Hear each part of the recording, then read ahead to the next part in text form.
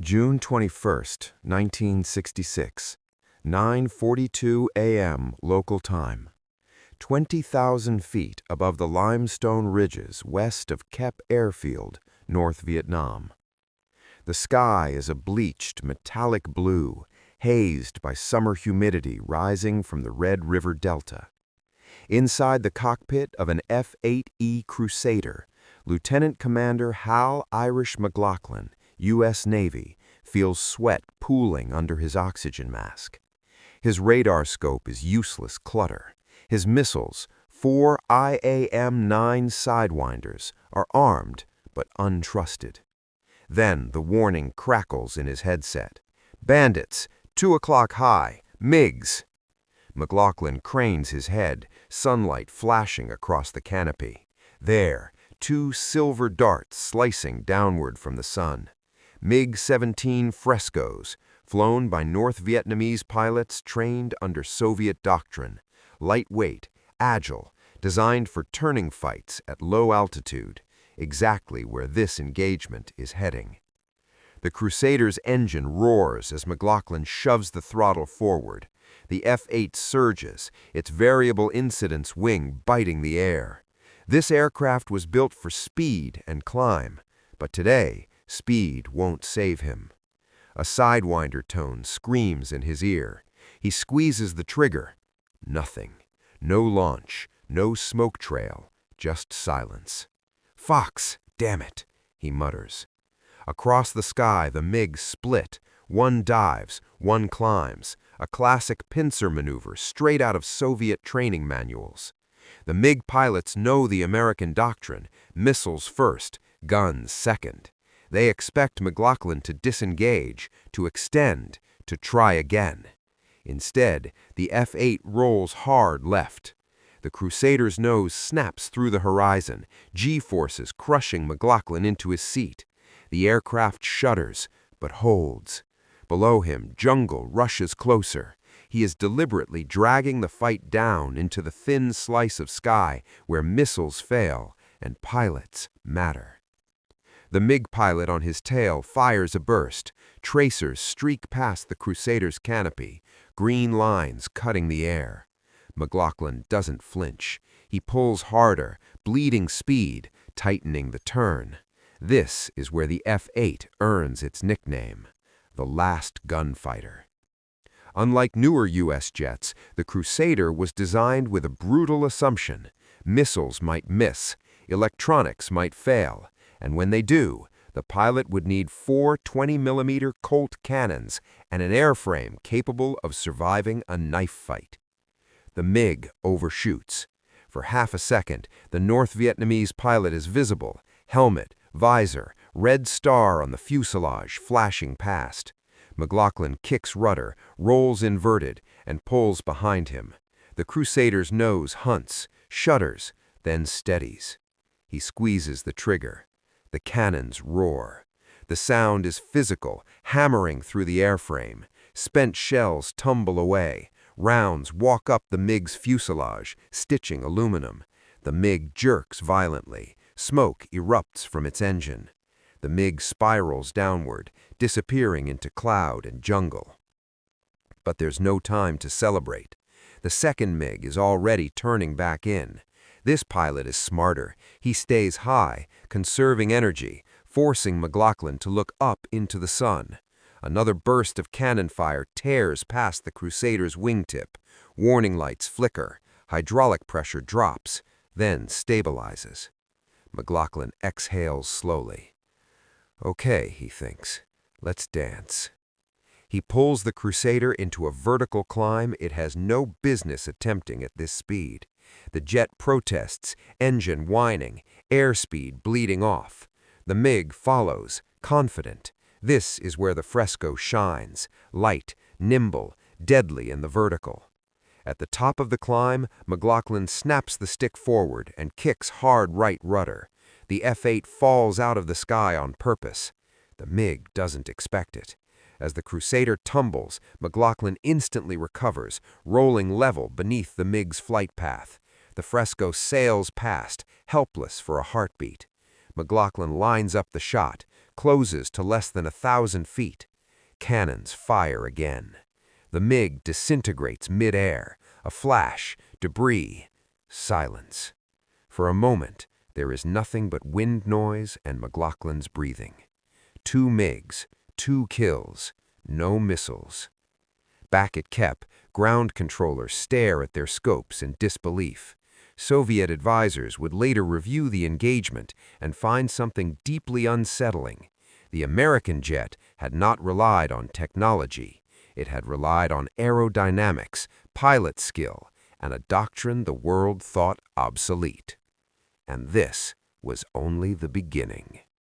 The Crusader levels out at low altitude, skimming above the jungle canopy. Lieutenant Commander McLaughlin doesn't climb. He doesn't accelerate. He listens. No radar pings, no frantic calls on guard frequency. The sky is suddenly empty. Only then does the adrenaline hit. His hands tremble slightly on the stick as he checks his instruments. Fuel is low. Hydraulic system B is leaking but holding. The guns are almost dry. 2 victories, both achieved the way U.S. Navy planners had been told would never happen again. Back in Hanoi, the shock is immediate. Within hours, the loss reports reach a small, guarded office where Soviet military advisors sit shoulder to shoulder with North Vietnamese Air Force officers. The MiG-17s were not ambushed. They were not outnumbered. They had entered the fight exactly as trained. And yet, they were humiliated. The assumption underpinning Soviet air combat doctrine is simple. Missiles make maneuvering irrelevant. Speed, climb, interception, these are the future. Dogfighting is a relic of World War II.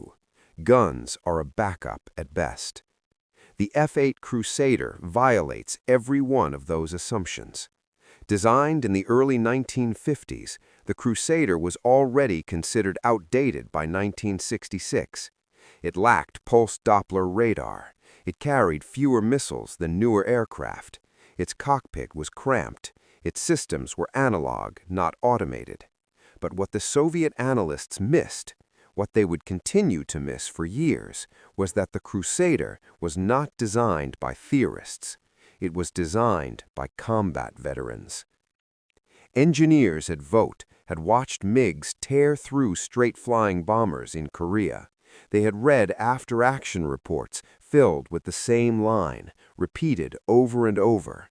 Missed opportunity, couldn't turn fast enough. So they built a fighter around one obsession: control at the edge of the envelope. The variable incidence wing allowed the Crusader to fly at extreme angles of attack without stalling. The massive tailplane gave it authority in low-speed turns, and unlike the MiG-17, whose controls stiffened under high G, the F-8 remained responsive, right up to the point where the airframe screamed in protest. In air combat terms, the F-8 could do something terrifying. It could outturn a MiG when it mattered most. North Vietnamese pilots begin to whisper about it, not in official debriefings, but in barracks over cigarettes and tea. They give it a name: the Knife Fighter. They had expected an American aircraft that would fire missiles from a distance and run. Instead, they encountered a machine that followed them into turning fights and won. The humiliation cuts deeper because of who is flying the MiGs. These are not amateurs. Many are veterans trained by Soviet and Chinese instructors. They know energy management. They know vertical tactics. They know how to bait an enemy into bleeding speed. But the Crusader refuses to behave. In engagement after engagement through late 1966, MiG pilots report the same phenomenon. Sidewinders miss or fail. The F-8 closes anyway. The American pilot pulls harder than expected, holds the turn longer than physics suggests possible, and emerges behind them. And then the guns speak. In Moscow, These reports are quietly filed away. Officially, the losses are attributed to pilot error, poor coordination, or unfavorable conditions. Unofficially, something more dangerous is happening. Confidence is cracking. Soviet doctrine insists the future belongs to missile interceptors, aircraft like the MiG-21 and the upcoming MiG-23. High speed, minimal turning, engage from beyond visual range. The Crusader is proof that this future isn't ready. Even worse, it suggests that American pilots, supposedly dependent on technology, are willing to fight at knife distance, where training and instinct matter more than guidance systems. The U.S. Navy knows this too. In debriefing rooms aboard carriers in the Gulf of Tonkin, F-8 pilots begin to speak openly. The missiles are unreliable. The rules of engagement force visual identification anyway, and once you're close, you might as well be the better dogfighter. What no one realizes yet is that these lessons, paid for in blood and burning wreckage, are about to reshape American air combat philosophy. And the MiG pilots will feel the consequences first. August 7th, 1966. Late afternoon. 15,000 feet over the coast near Haiphong Harbor.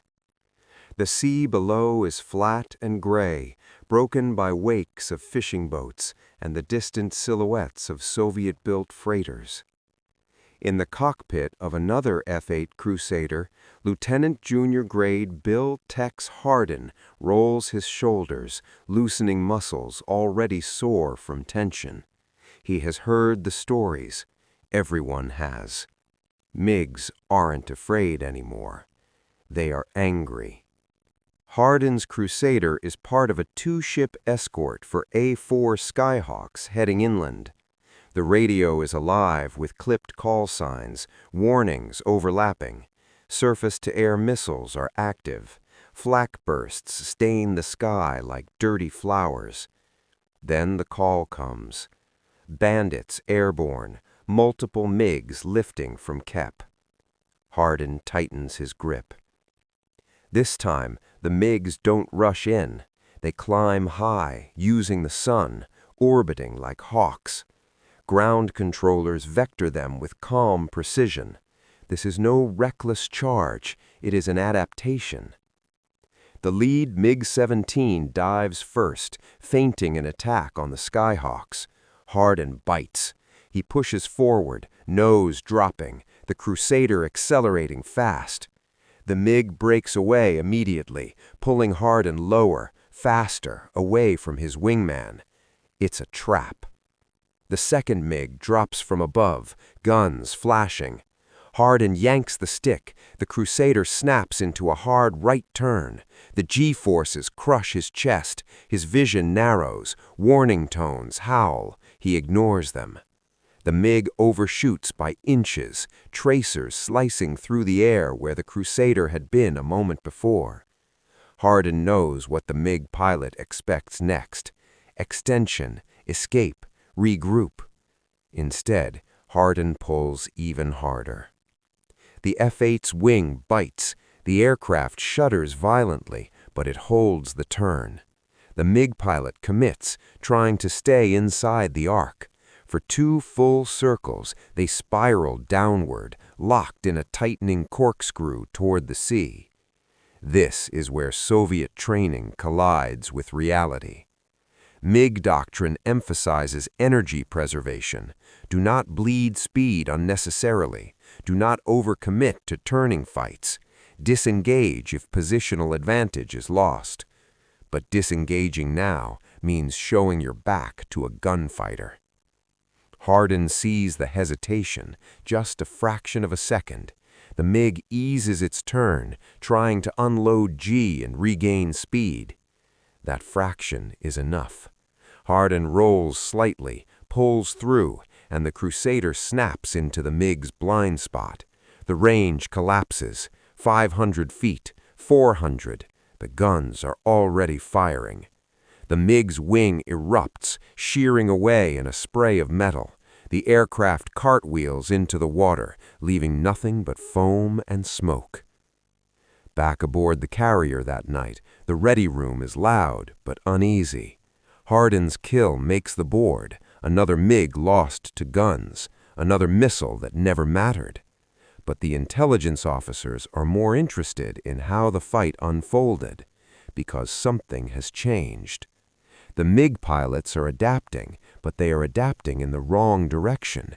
They are trying to outthink missiles, not pilots. They are still flying as if range and speed decide everything. The Crusader thrives in the gap between doctrine and reality.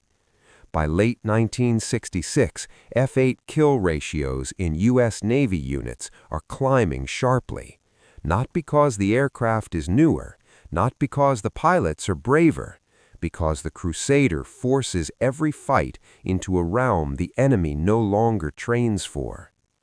Up north, Soviet advisors begin to quietly revise their assessments.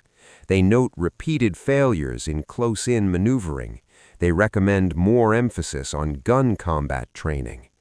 The recommendations are ignored. After all, this war is supposed to prove the dominance of modern systems. To admit otherwise would mean admitting that decades of theory are flawed, and theory in Moscow does not lose. But over Vietnam, it is bleeding, one MiG at a time. October 12, 1966. Just after noon. 10,000 feet above the Karst Hills south of Hanoi. The air is turbulent, thick with smoke from earlier strikes. Below, anti-aircraft guns bark constantly, black puffs tearing open the sky. In an F-8 Crusader marked with fresh exhaust stains, Commander Richard Razor Evans, Squadron Executive Officer, banks hard to avoid a SAM plume clawing upward behind him. He is not here to hunt MiGs. They find him anyway. 3 contacts, MiG-17s, coming in low and fast. Evans has flown enough combat missions to feel it in his bones. This fight will be close, ugly, and personal. He clicks his master arm on. The sidewinders are live. The tone rises, steady and promising. He fires. The missile streaks off the rail, then veers wildly and self-destructs. No surprise. Evans doesn't curse. He doesn't even flinch. He was already rolling the Crusader into the turn. The MiGs split in 3 directions, trying to overwhelm him through chaos. One fires immediately, tracers tearing past Evans' left wing. Another pulls vertical. The third stays level, waiting. Evans chooses the one that waits.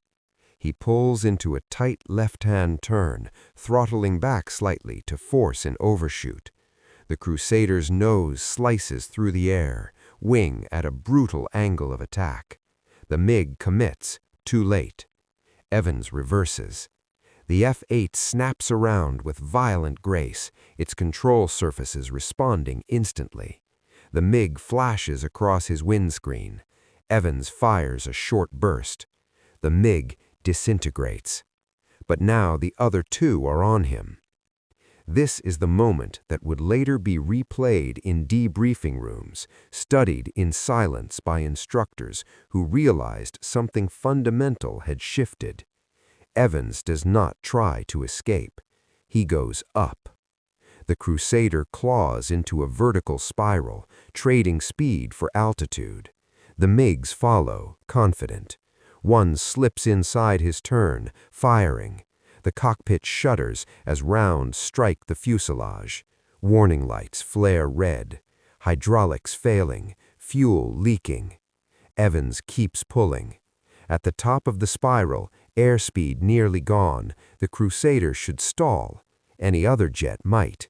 The MiG expects it. Instead, the F-8's nose stays alive. Evans kicks rudder, drops a wing and slides sideways through the air, a maneuver no MiG instructor has ever taught. The Crusader falls into position behind the nearest MiG, close enough to see rivets. Cannons roar. The MiG explodes in a bloom of fire and metal. The last MiG breaks away immediately, diving for the safety of ground-controlled defenses. Evans does not chase. His aircraft is wounded. His fight is over. When Evans lands back aboard the carrier, maintenance crews count more than 20 holes in the fuselage. Any one of them could have been fatal. In the ready room, the mood is different now, quieter, serious. This is no longer about individual skill or lucky breaks. The Crusader has revealed a truth no one wants to admit. Air combat has not evolved past the human pilot. Technology has changed the opening move, but not the end game. In 1969, the U.S. Navy establishes the Fighter Weapons School, Top Gun. Its founding philosophy is born directly from Crusader engagements. Train pilots to fight when technology fails. The MiG pilots never hear the term Top Gun, but they feel its effects soon enough. New American fighters arrive with better training, sharper tactics, and the same ruthless willingness to close the distance. And the humiliation that began with the F-8 Crusader will not end with it. January 19, 1968. Cold air over the Gulf of Tonkin. Dawn light creeping across the deck of an pitching aircraft carrier. An F-8 Crusader launches into the gray sky, afterburner blazing, nose lifting cleanly despite the heavy fuel load. This is no longer a routine sortie. By now, everyone involved understands what the Crusader represents and what it has already changed. The MiG pilots know it too. Engagements are rarer now. North Vietnamese controllers are cautious. MiGs avoid prolonged turning fights whenever possible. When they do engage, they strike quickly and retreat. The swagger is gone. The Crusader's reputation has traveled ahead of it. By the end of its combat career over Vietnam, the F-8 will account for nearly 1/4 of all U.S. air-to-air victories in the war, with the overwhelming majority achieved using guns, not missiles, guns. This fact spreads quietly through global air forces, unsettling assumptions everywhere. In the Soviet Union, internal studies begin, never public, never admitted.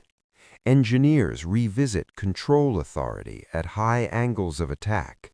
Designers quietly add guns back onto fighters that were meant to rely solely on missiles. Training syllabi are adjusted, but without fanfare.